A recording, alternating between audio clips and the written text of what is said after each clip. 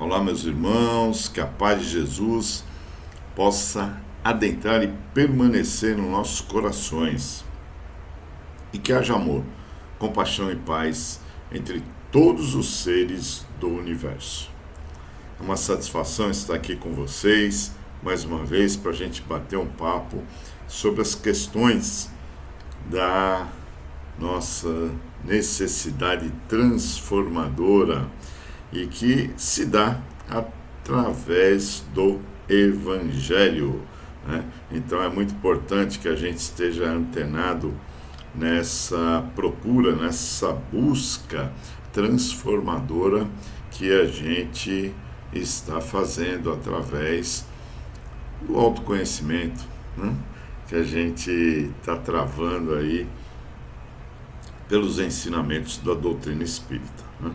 Como vocês sabem, a gente trabalha em conjunto com o nosso querido irmão Luciano da Gata, que vai nos blindar aí com a sua espiritualidade, os seus dons artísticos e nos trazer, né, a sua musicalidade em forma de prece. Então, vamos aí ouvir o nosso querido irmão para que ele possa nos auxiliar nessa conexão. Até já. Seu tempo. Música do meu amigo Gilton Della Sela.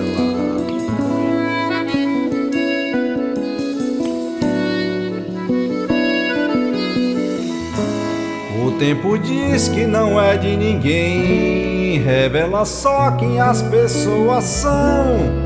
O seu relógio não contabiliza quantas batidas tem o seu coração. O tempo avisa que não quer saber se a encomenda que partiu chegou. Quem sobrou na curva, quem adormeceu, quem foi que sorriu, que se machucou. O tempo não tem tempo a perder. No mesmo compasso vai e vem. Não desperdice o tempo que lhe resta. Você não sabe quanto tempo você tem. O tempo diz que não manda recado, que não garante o seu compromisso. Quando você erra, ele está calado. O tempo não tem nada a ver com isso. Aperte o passo que o problema é seu. O tempo não para se você implora, se acordou tarde ou se arrependeu. Tudo tem seu tempo e a sua hora. O tempo não tem tempo a perder. No mesmo compasso vai e vem. Não desperdice o tempo que lhe resta. Você não sabe quanto tempo você tem.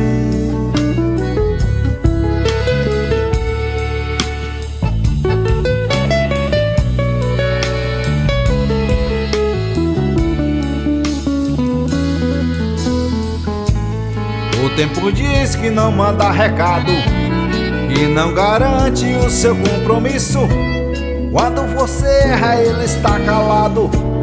O tempo não tem nada a ver com isso. Aperte o passo que o problema é seu. O tempo não para se você implora, se acordou tarde ou se arrependeu. Tudo tem seu tempo e a sua hora. O tempo não tem tempo a perder. No mesmo compasso vai e vem. Não desperdice o tempo que lhe resta. Você não sabe quanto tempo você tem. O tempo não tem tempo a perder.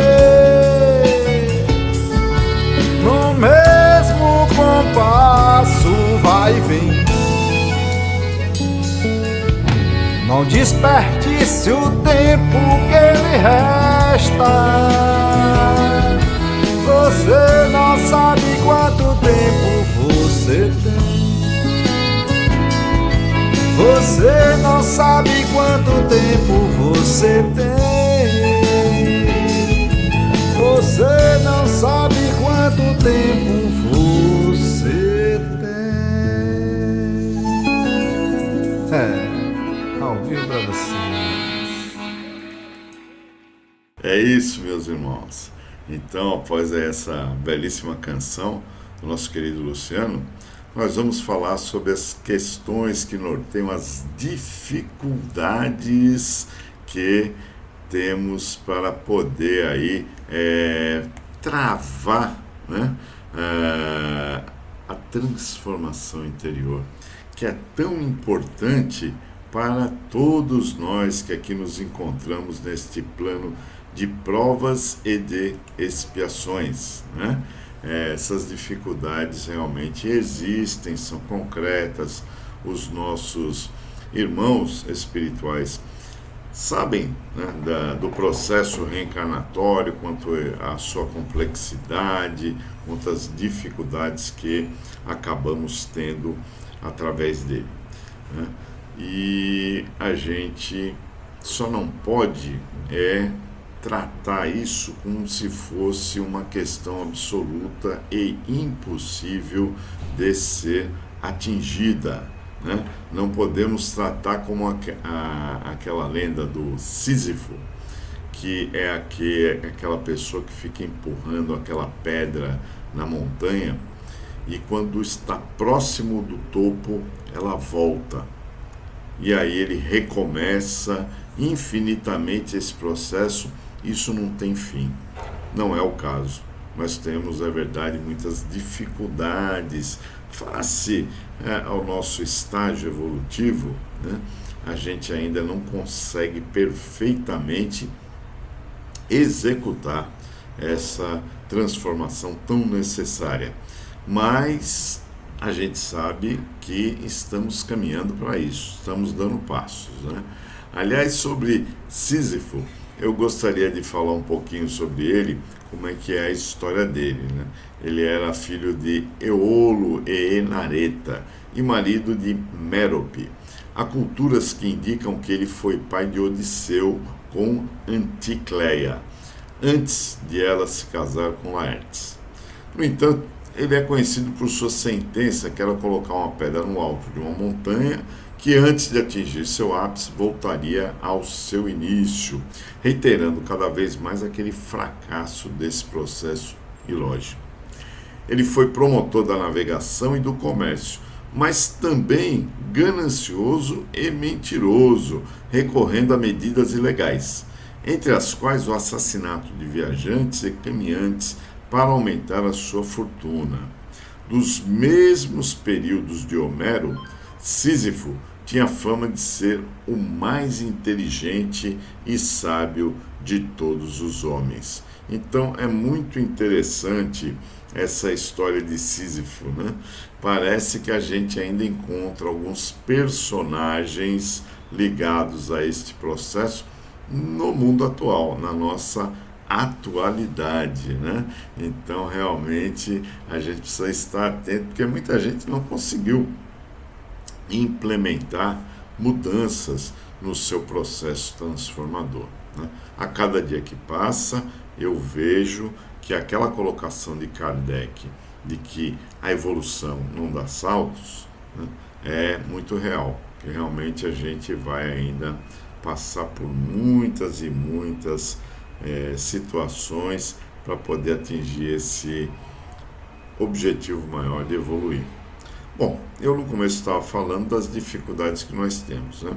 E uma delas é que quando a gente está no plano espiritual, a nossa visão das coisas espirituais pode ser comparada àqueles rios de Bonito, em Mato Grosso do Sul, onde a gente olha da superfície, da margem, e vê o fundo do rio, vê os peixes, vê tudo com clareza, tal, né, a visibilidade que apresenta aqueles rios lá de Mato Grosso do Sul.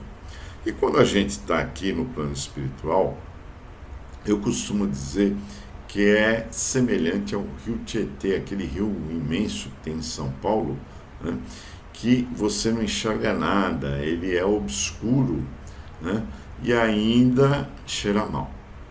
Aí eu diria para vocês que é uma comparação entre o plano espiritual e o momento atual que a gente está vivendo, né?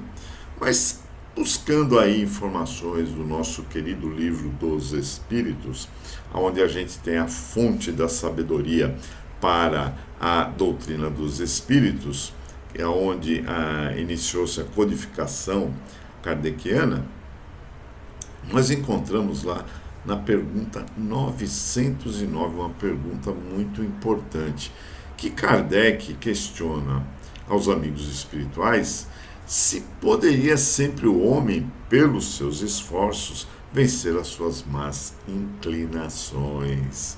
Que pergunta sábia, né? Será que a gente consegue, simples então somente pelo nosso esforço, superar essas dificuldades que não são poucas, né? Essas más inclinações que a gente traz aqui para poder ser modificadas?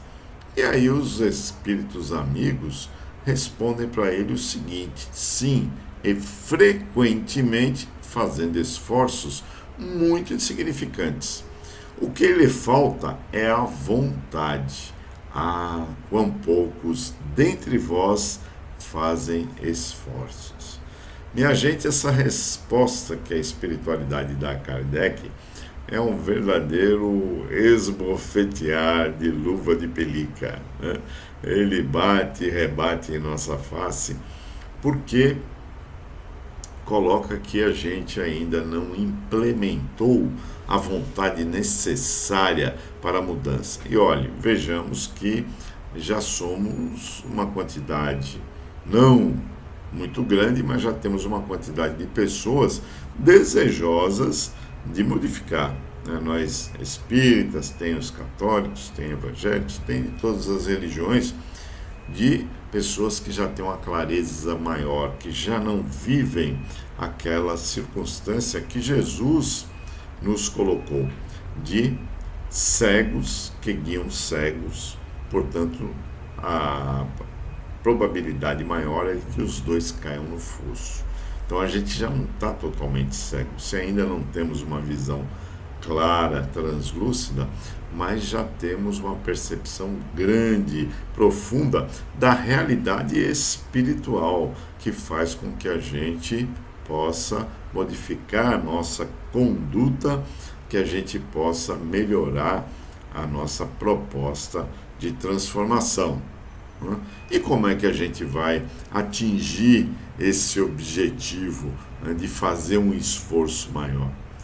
Através do conhecimento de si próprio, através do autoconhecimento, que é imprescindível para o nosso processo de evolução, porque tudo está dentro de nós, tudo está aqui no nosso interior. Se a gente não trabalhar essa perspectiva através do conhecimento de nós mesmos, né, a gente vai ter muita dificuldade de se melhorar, de se modificar, de caminhar, de evoluir. Então nós precisamos efetivamente fazer este trabalho, né, mais profundo do autoconhecimento, esse trabalho que vai fazer com que a gente possa, né, melhorar a nós mesmos através dessa conexão com a espiritualidade amiga, com a divindade que habita em nós, já que sabemos que Deus, o Pai, o Criador incriado, como diz Humberto Roden, né? Eu gosto muito das colocações dele, principalmente do livro dele, O Sermão do Monte, onde ele traz essa questão, né, do sagrado, né, ali da pessoa que está envolvida com o sagrado e com a outra parte menos fluida, a outra parte mais equivocada, né, da nossa caminhada, aquela parte que a gente ainda é envolvida com o profano, né, que é o termo que ele utiliza, sagrado e profano.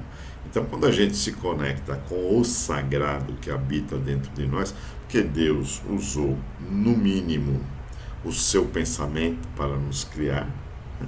Então, à medida que ele utilizou esse pensamento, ele inseriu na nossa essência essa energia criadora que ele usou para nos trazer até aqui. Então, somos partículas da divindade. Mantemos a nossa individualidade, mas somos partículas de Deus, né? E aí a gente tem que encontrar essa partícula, essa divindade que habita em cada um de nós. E na pergunta 919 do Livro dos Espíritos, Kardec faz o seguinte questionamento à espiritualidade: qual o meio prático mais eficaz que tem o homem de se melhorar nesta vida e de resistir à atração do mal? Vejamos aí que a gente está, através dessas perguntas, dessa construção de conhecimento, encontrando o caminho para que a gente possa, né, praticar esse autoconhecimento, para que a gente possa encontrar os caminhos que vão nos levar ao reencontro com a divindade que habita dentro de nós, né? Como a gente vai fazer isso? Encontrando esse caminho prático que a gente tem de nos melhorarmos, de resistirmos à atração do mal. A gente sabe que a porta larga, a porta da perdição, é muito intensa aqui neste planeta. Ela está aí sempre tentando nos demover dos nossos movimentos para o bem, para a luz, né? Então a gente precisa tomar cuidado, a gente precisa realmente estar atento, vigilante neste processo, através da oração, da meditação, da respiração, do pensamento positivo, né, que é muito importante para a nossa caminhada. Então, a resposta que os espíritos dão para Kardec é a seguinte: um sábio da antiguidade vô-lo disse: conhece-te a ti mesmo.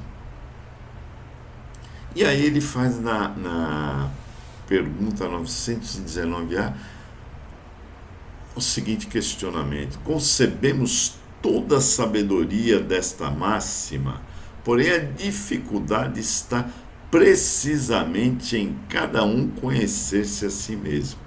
Qual o meio de consegui-lo?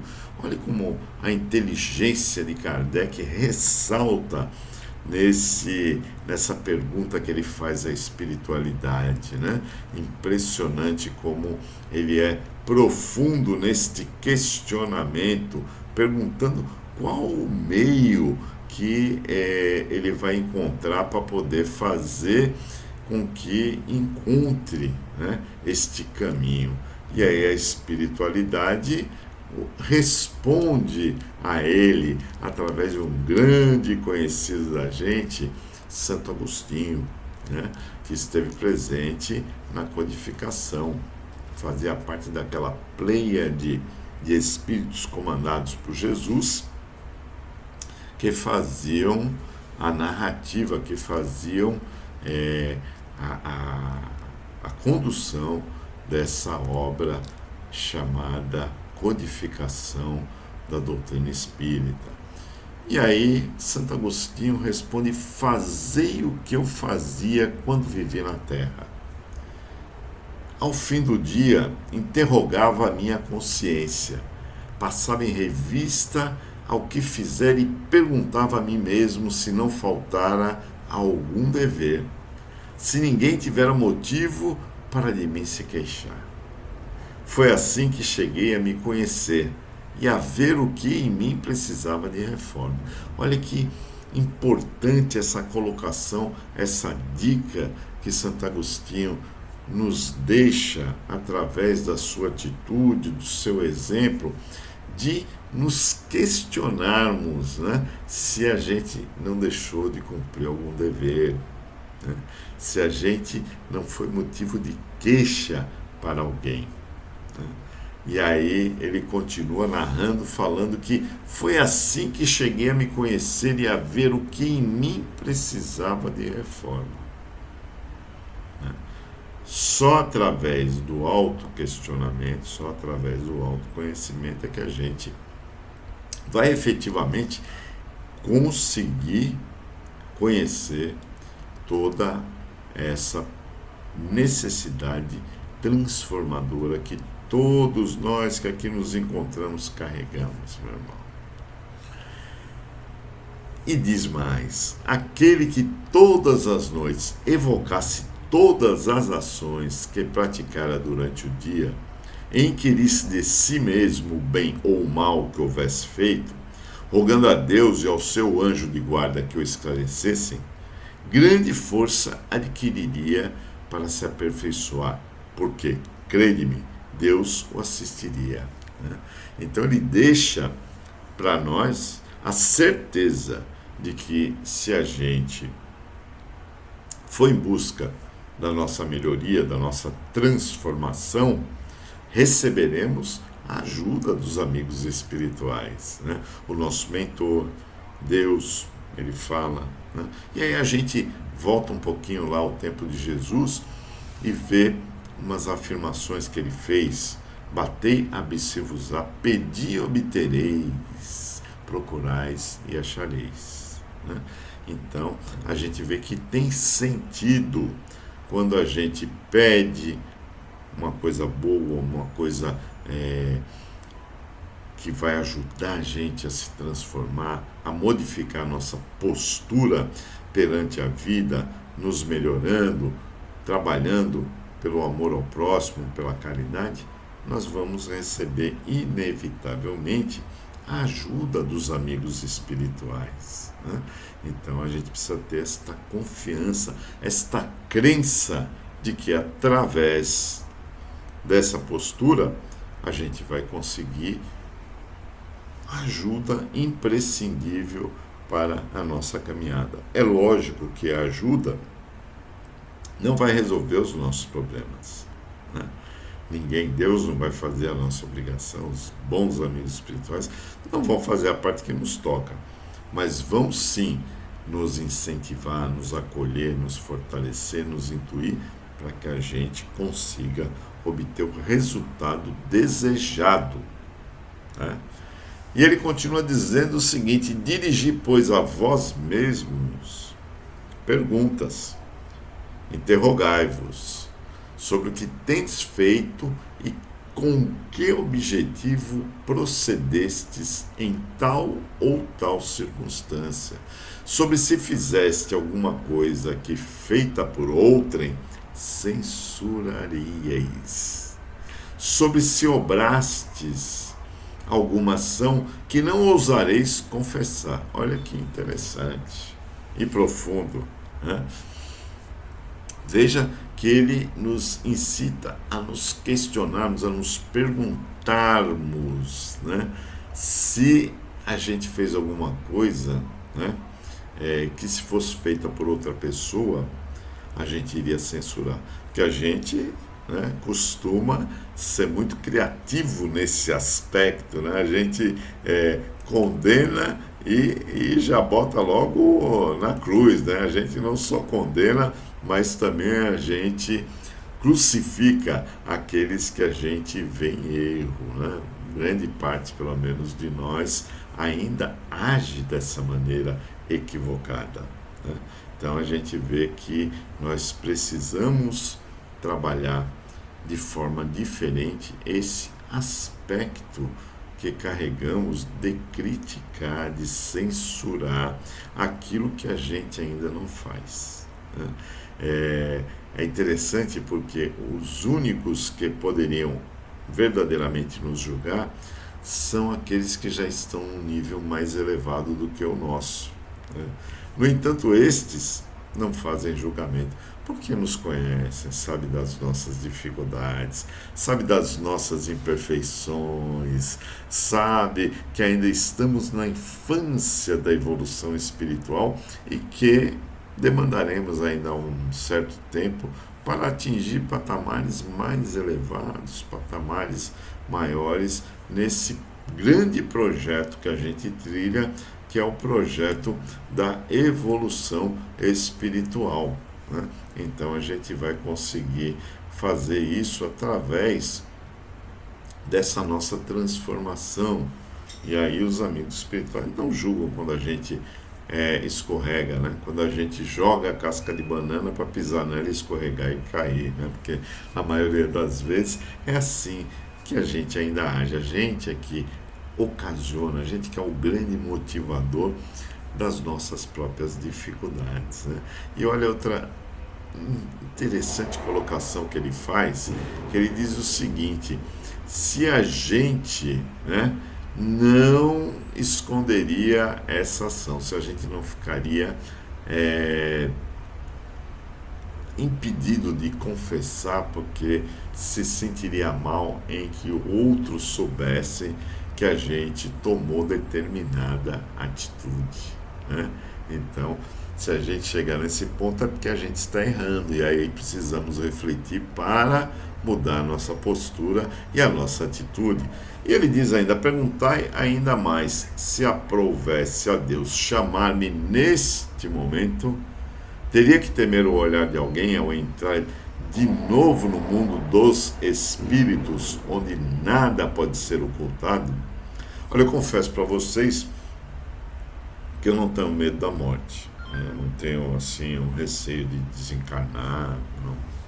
Isso não me afeta muito, não.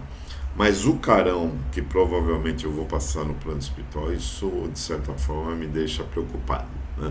Porque o que a gente projeta lá, pouco se executa cá.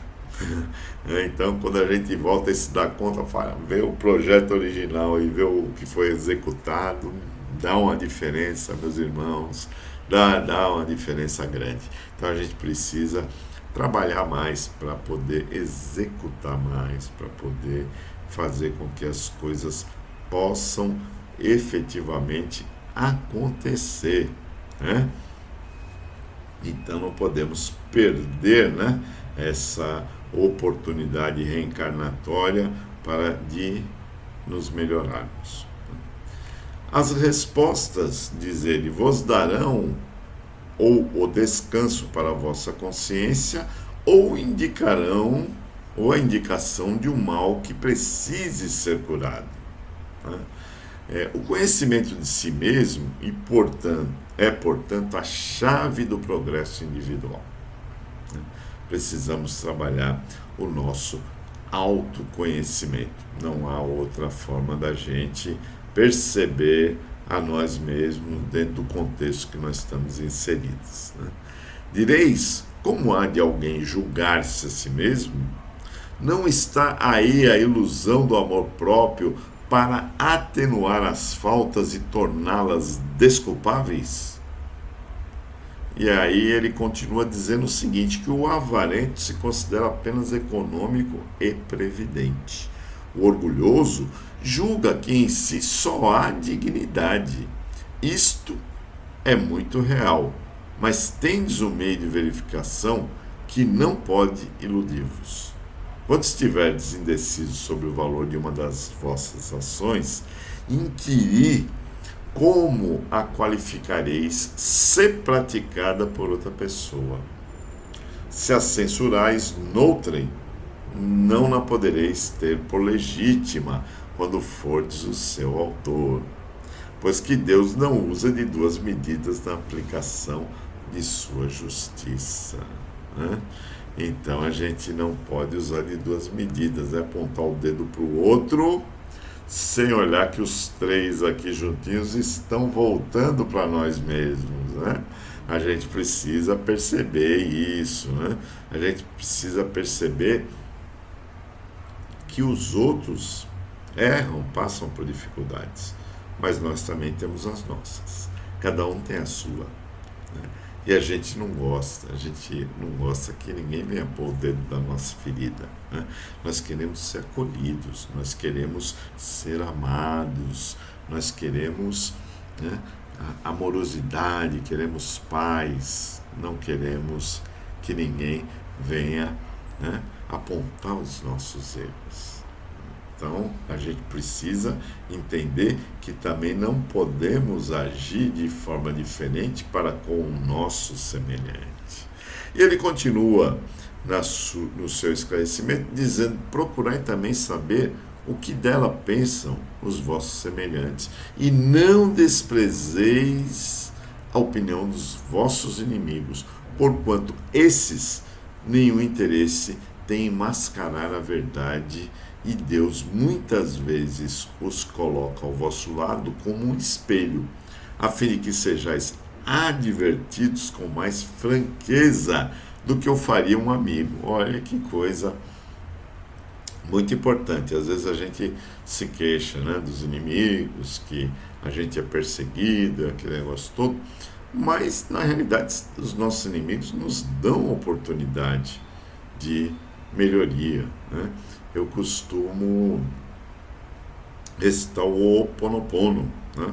O Ho'oponopono, ele diz o seguinte: eu sinto muito, por favor me perdoe, eu te amo, eu sou grato. Então ele fala que eu sinto muito, por quê? Porque eu hoje tenho mais consciência, né? Eu não faria aquilo que eu fiz no passado. Por favor, me perdoe, né? Porque eu lhe agredi, eu cometi um crime contra você. Eu sinto muito, por favor, me perdoe, eu te amo, porque você também é uma criatura de Deus, é o meu irmão, assim como tudo aquilo que Deus criou é nosso irmão, deve ser amado, uma planta, um animal.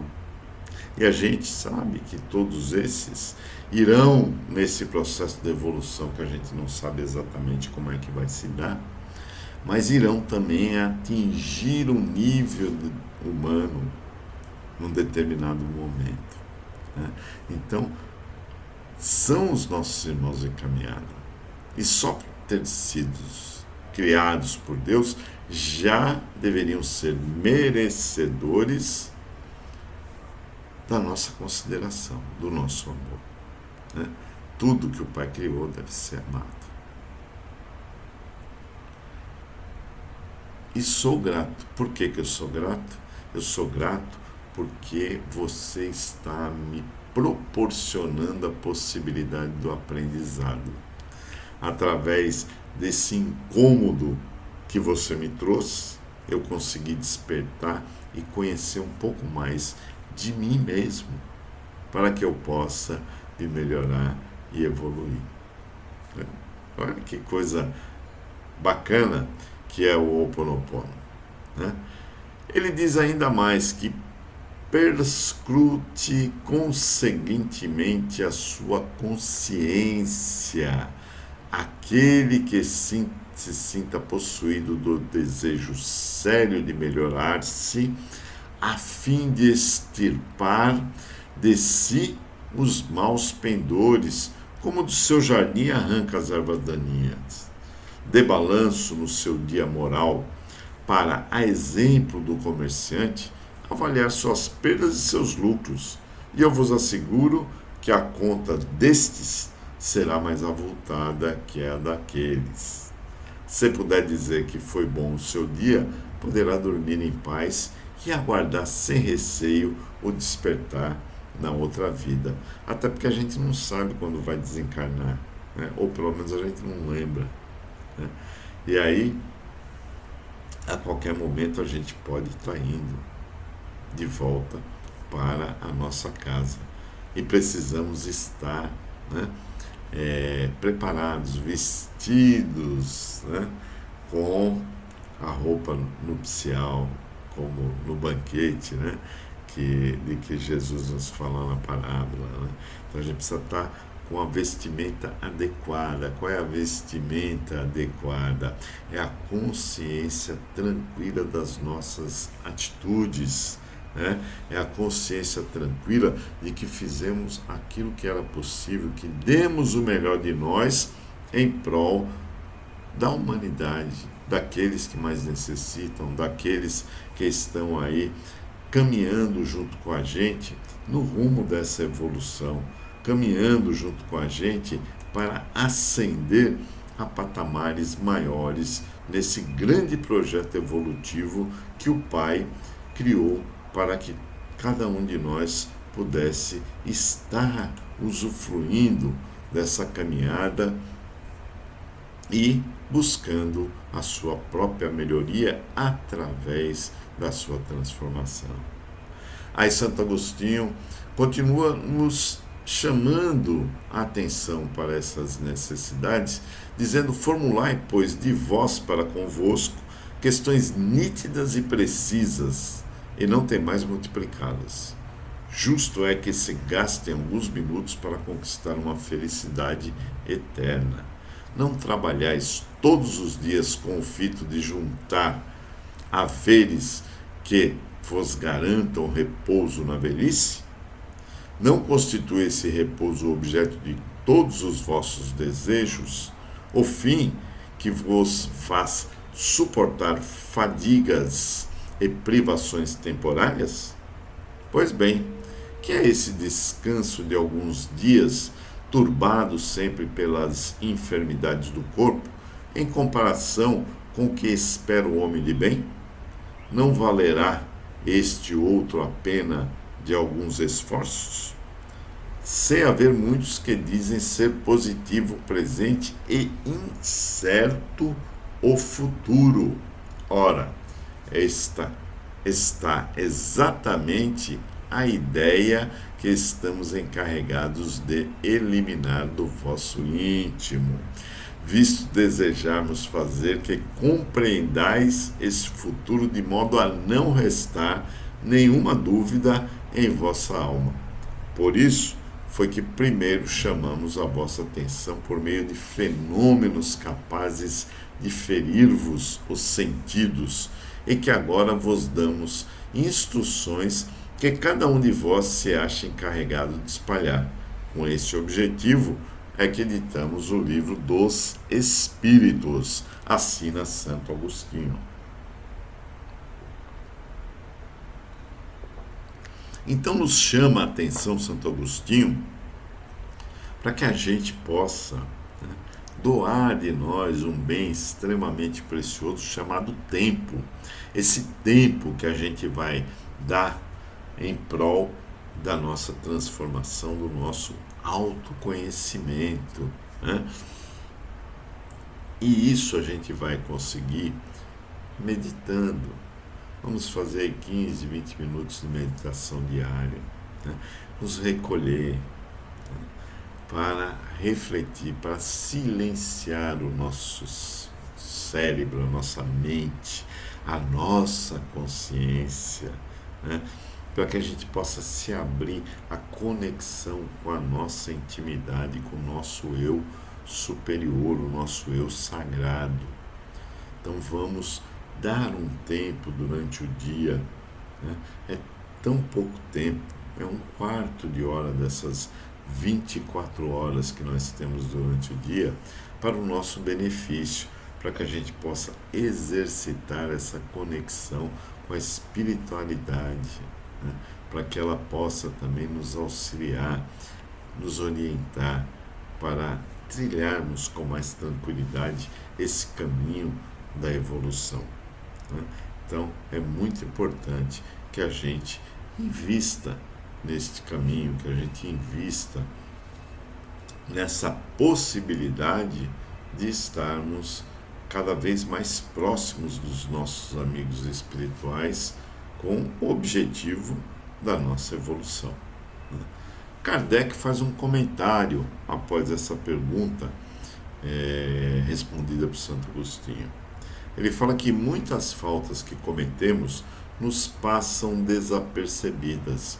Se efetivamente, seguindo o conselho de Santo Agostinho, interrogássemos mais a miúde a nossa consciência, veríamos quantas vezes falimos sem que o suspeitemos, unicamente por não perscrutarmos a natureza e o móvel dos nossos atos. A forma interrogativa tem alguma coisa de mais preciso do que uma máxima, que muitas vezes deixamos de aplicar a nós mesmos. Aquela exige respostas categóricas por um sim ou um não, que não abrem lugar para qualquer alternativa e que não outros tantos argumentos pessoais. É pela soma que derem as respostas, poderemos computar a soma de bem ou de mal que existe em nós. Né?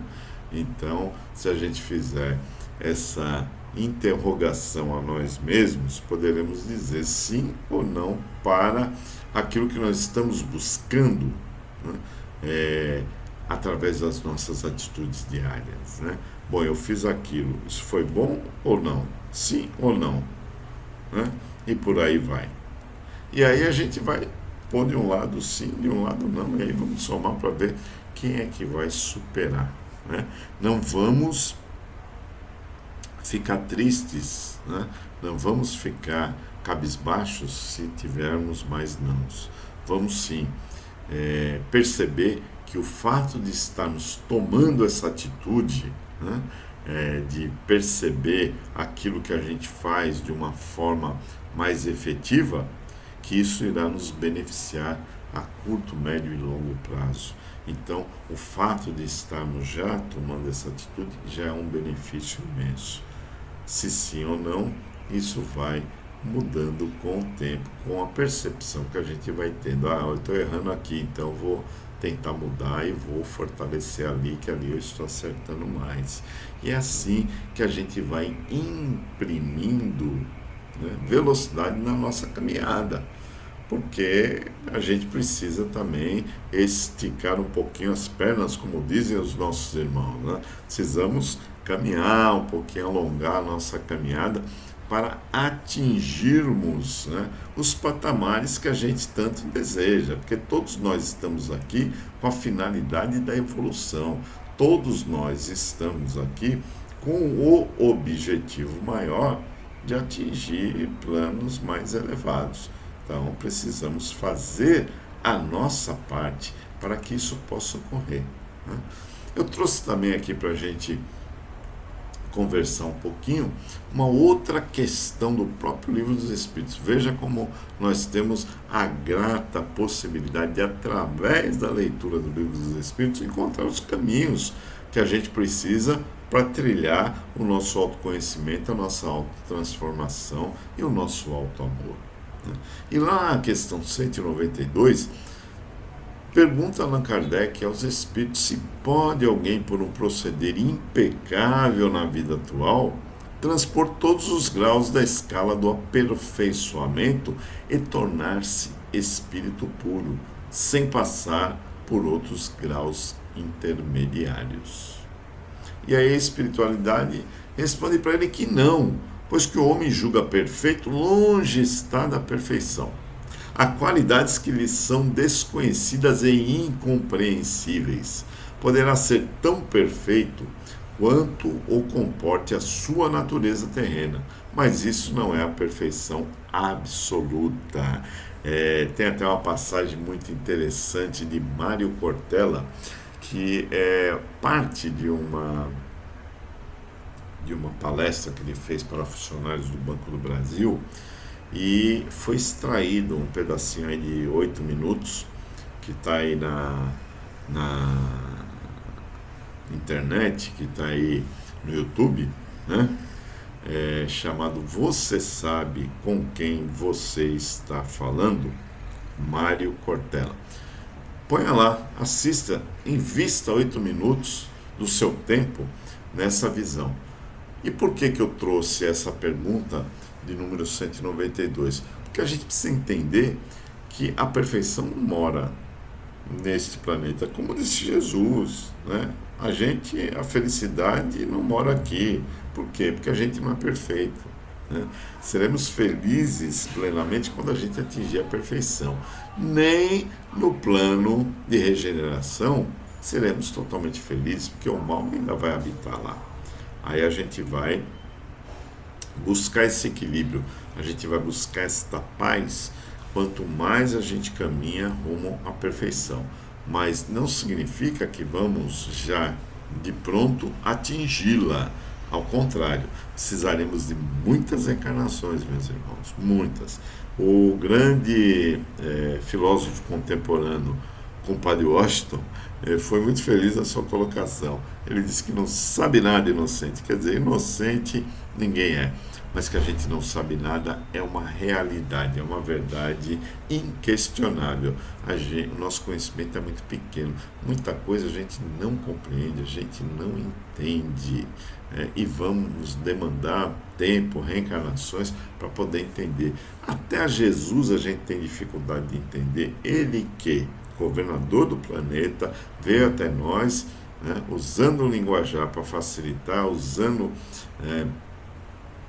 todo um processo de esclarecimento para conosco, para facilitar a nossa compreensão, ainda temos dificuldade de entendê-lo nas suas colocações, na sua proposta transformadora, que dirá com relação a outras coisas e situações que habitam aí nos universos, né, que a gente está habitando e ainda habitará em outros patamares, né? E por que a gente precisa entender essa imperfeição? Por que a gente precisa entender, né, que a gente está nessa caminhada e vai demandar muito tempo? Para que a gente não adentre pelo orgulho, né, pelo perfeccionismo, né, para que a gente não fique se fantasiando de heróis ou de super criaturas e nem nominando os outros, né? Porque quando a gente nomina fulano, a gente está criando um peso maior para aquela pessoa, né? Quando a gente fica exalçando a figura de Divaldo é uma grande figura, um grande conhecimento, é uma grande assistência que ele tem dado, mas é o nosso irmão que está caminhando junto com a gente. Em alguns aspectos já evoluiu mais, já está indo mais à frente, mas está aí na jornada junto com cada um de nós. E a gente precisa entender isso, que todos estamos aqui pertencentes à raça humana, com dificuldades, com pontos fracos, né? Que a gente está aprendendo muitas lições. O professor Covid teve aí recentemente, ainda permanece entre nós, e provavelmente virão outros professores, dada a rebeldia dos alunos, né? Então a gente vai aprendendo através desses processos, às vezes dolorosos, mas são necessários para a nossa caminhada. A gente, através da dor, vai voltando ao caminho que nos levará à prática vivencial do amor, né? Então a gente precisa absorver aí principalmente a fala do nosso querido Chico Xavier, né? Quando ele disse que uma mágoa não é motivo para outra mágoa, que uma lágrima não é motivo para outra lágrima, uma dor não é motivo para outra dor. Só o riso, o amor e o prazer merecem revanche. O resto mais que perda de tempo é perda de vida, né? E Chico, com certeza, tinha ciência naquilo que ele falava, tinha conhecimento, tinha vivência. O grande Chico, que fez tanto por tanta gente, né? Que se doou em prol do seu próximo, que exerceu o amor ao próximo e a caridade com maestria, preenchendo aquilo que Jesus espera de cada um de nós, né? Amai ao próximo como a ti mesmo, porque só quem se ama é que pode dar esse amor em prol dos nossos irmãos mais necessitados, né? E vamos lembrando também uma passagem do nosso querido Raul Teixeira, em que ele diz que na Terra existem injustos, sim, porém não existem injustiçados. Existem injustos, mas não existem injustiçados, porque aqueles que passam pelas provas, pelas expiações, é porque tem essa necessidade para continuar a sua jornada evolutiva e para resgatar, aprender e evoluir, principalmente aprender a amar, lembrando do nosso irmão maior, o Mestre Jesus, quando ele diz que eu sou o caminho, a verdade e a vida, e ninguém vai ao Pai senão por mim. Que Ele possa continuar nos abençoando, nos fortalecendo, para que possamos cumprir essa jornada com grandes ganhos, com a grande evolução, para estarmos mais preparados, mais fortes para o que há de vir, que virá. E aí a gente fortalecido vai superar com mais facilidade. Muita paz, que Jesus continue nos abençoando, e vamos agora para a segunda parte do momento musical com o nosso querido Luciano da Gata, que vai encerrar a nossa palestra de hoje com uma prece cantada. Muita paz para todos nós. O dia vai chegar, estou me preparando, porque antevi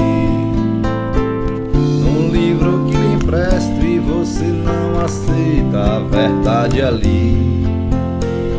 Existe tanta gente por aí, as tantas sem se definir. A hora da balança, o peso não alcança o que deve atingir. Ei, homem de Deus, acorde, é tempo ainda, eis que teu tempo ainda faz uma oração. Ei, homem de Deus, deixa a incoerência em sua conferência, fale de perdão. Quem você não conhece é quem vai conferir se você passa ou não. Esqueça o seu padrinho, pois lá não tem carta de apresentação. O que vai influir é o bem que você fez ou deixou de fazer. Existe em cada instante um livro importante e você não quer ler. Ei, homem de Deus, acorde, é tempo ainda, eis que teu tempo ainda faz uma oração. Ei, homem de Deus, deixa a incoerência em sua conferência, fale de perdão. Quem sabe se o juiz não foi alvo de risos quando aqui passou, sofrendo a indiferença, pagando tributos da classe ou da cor. Quem sabe se você não vai se ver chorando, a mais tirando a dor, e implora baixinho aquela mesma ajuda que você negou. A vida é uma escola onde viver é o livre, o tempo é o professor, aonde alguns são sábios, porém até hoje ninguém se formou. A única certeza é que o dia do certo já está pra vir. Prepare sua alma, pois na hora certa você vai ouvir o som do instrumento que não se afina ao diapasão, virá anunciando sem segundo aviso a hora da razão. Estou me preparando, estou lhe aconselhando, porque quero ir. Você se nega a ler,